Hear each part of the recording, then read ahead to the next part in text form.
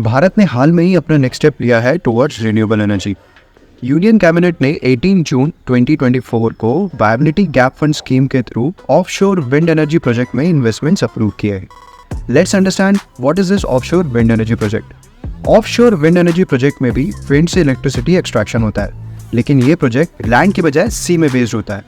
इस प्रोजेक्ट के अलग चैलेंजेस और एडवांटेजेस होते हैं। पहले इसके चैलेंजेस समझते हैं। सी में कुछ भी कंस्ट्रक्ट करना मुश्किल है। 120 मीटर टॉल टर्बाइंस को इंस्टॉल करना उसके लैंड बेस्ड काउंटर पार्ट के कंपैरिजन में is a tough task. Wind, wave और एक्सट्रीम वेदर कंडीशंस इसको और मुश्किल बनाती है। समुद्र में रात में काम करने में मुश्किलें, महंगी मशीनरों को सॉल्टी वाटर और विंड से प्रोटेक्ट करना, ये भी एक बड़ा चैलेंज है। इलेक्ट्रिसिटी का ट्रांसमिशन ऑफशोर टर्बाइन से ग्रिड में is more complex than on land. Under water high tension waterproof cables का इंस्टॉल कराना भी एक बड़ा टास्क है।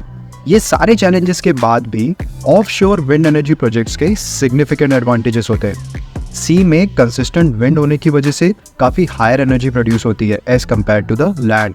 इतने खर्चे के मुकाबले जो आउटपुट मिलता है वो इस इन्वेस्टमेंट को बहुत अट्रैक्टिव बनाता है।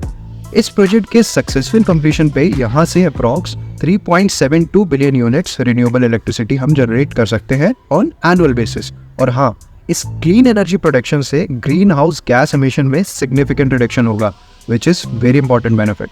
नाउ कुछ कंट्रीज जो ऑलरेडी लीड कर रही है रिन्यूएबल एनर्जी सेक्टर में, जर्मनी जो एम कर रहा है 80% इलेक्ट्रिसिटी फ्रॉम रिन्यूएबल्स बाय 2050 और ये सोलर पावर में काफ़ी रिलाई करते हैं इसके लिए।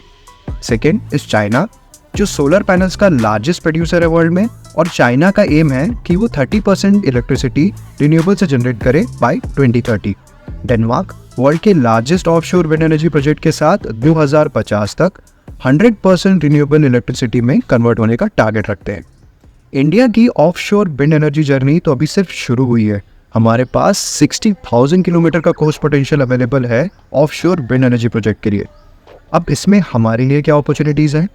इंडिया का गोल है कि 45% तक कार्बन इंटेंसिटी कम करना by end of the decade, net zero carbon emission achieve करना बाय 2070, और इस गोल को अचीव करने के लिए इंडिया एम कर रहा है impressive 500 gigawatt renewable install capacity by 2030। जो आउटले अप्रूव हुआ है इस प्रोजेक्ट के लिए दैट इज 7,453 करोड़। उसमें से 6,853 करोड़ इंस्टॉलेशन और कमिश्निंग में लगेगा और 600 करोड़ गुजरात और तमिलनाडु के कोस्ट को लॉजिस्टिकली अपग्रेड करने में, for a total of 1 gigawatt wind energy. इस प्रोजेक्ट को एस्टैब्लिश करने के लिए प्राइवेट डेवलपर सिलेक्ट किए जाएंगे एक ट्रांसपेरेंट बिडिंग प्रोसेस के थ्रू, जबकि power grid corporation of India construct करेगी power excavation infrastructure including the offshore substations. Ministry of new and renewable energy coordinate करेगी वेरियस मिनिस्ट्रीज और डिपार्टमेंट के साथ इस प्रोजेक्ट को सक्सेसफुल कंप्लीट करने के लिए। So keep an I on the sectors mentioned in this video and on the private developers who are in port and coast development. If you like this information, do hit the like button, share this video and subscribe this channel for more such content. Cheers!